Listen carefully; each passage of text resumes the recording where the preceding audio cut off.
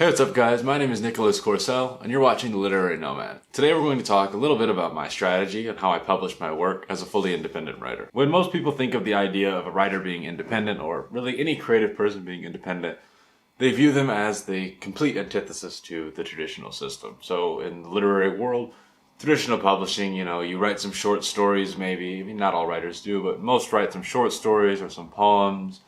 You build up a bit of a name for yourself. Maybe you get a publishing contract, you write a book, or you just skip the short story route and you just send your manuscript to an agent, you get an agent, and then you get a publishing contract. Indie publishers, on the other hand, are typically associated with just doing it all themselves, cutting the line and just putting their work out into the world right away. And of course, a lot of this has a negative stigma because there are admittedly far too many indie publishers that publish work that hasn't been edited, doesn't have a proper cover, and just isn't ready to be out into the world, right? There's a lot of people that are rushing the creative process. They're not taking the time to let their work mature and get to the point of publishing. And when you don't have gatekeepers involved, it's impossible, or at least very, very hard to know when you're ready. And so that's really was the biggest thing that I had to grapple with, am I ready to publish? Is this work good, And it's a hard thing to come to grips with. Because when you do the traditional system, yes, your work is widely perceived as of a certain quality. I would argue that has significantly dropped in the last maybe 10 to 15 years because there are some things that get published traditionally that are absolutely horrible. And I think that a lot of publishing right now is, used to serve and push certain agendas. But that's a whole different video. But yeah, at least in the eyes of the general public, the traditional system gives you a level of quality.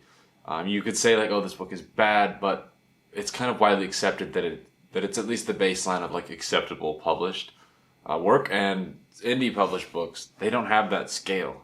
And so there are books that are just absolutely horrific that are self and indie published.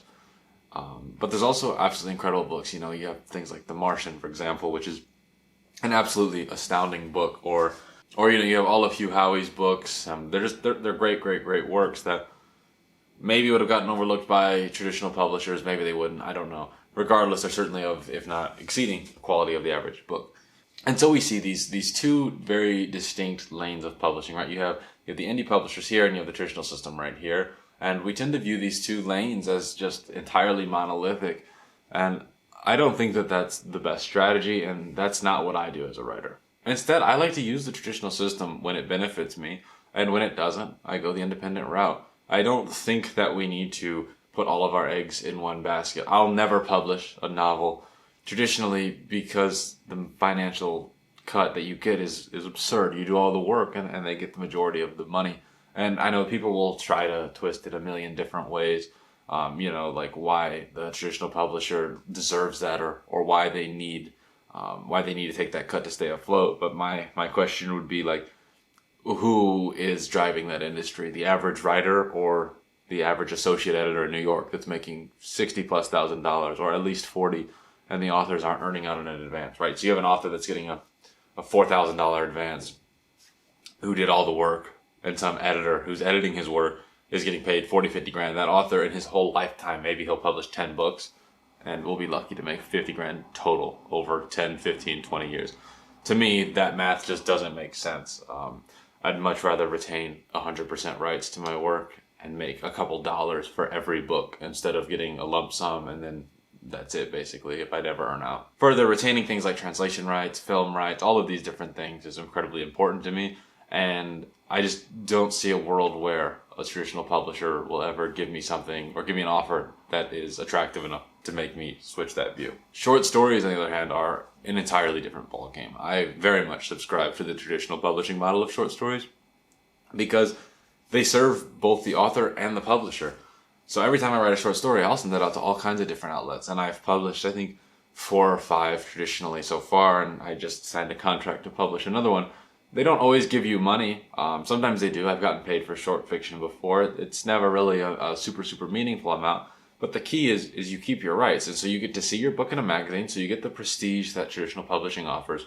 You get a credit that you could put in your author bio. You become eligible for awards, which are super important for some people. I don't care that much about that, but it's a benefit. And you get a great rebuttal when people will say, oh, indie whatever, or they'll look down on your work for being independently published. So as I continue to build my short story credits, you know, you have institutions backing you. All right, so let's imagine two independent writers for a second. Two writers that independently publish their novels. One independently publishes his novels and his short stories. And also let's assume that these are both writers of equal quality, of equal talent. And so the one writer, he publishes everything independently. There's always going to be people that look down on him and say, oh, that writing is subpar, it's independent, there's no gatekeepers, it hasn't been signed off by anybody, blah, blah, blah. And of course, that doesn't have a lot of merit, but it will be widely said. And, you know, as a writer, I think we do care what people think. I think anybody who says otherwise is lying. And then you have this other writer who keeps 100% rights of his novels and his short story collections, all that. He owns it all. He independently publishes it. But his short stories, he's worked his way up and he's publishing in really reputable literary magazines. Maybe the New Yorker or the Atlantic, Paris Review, places like this. It doesn't matter where. But places that have a lot of cultural capital.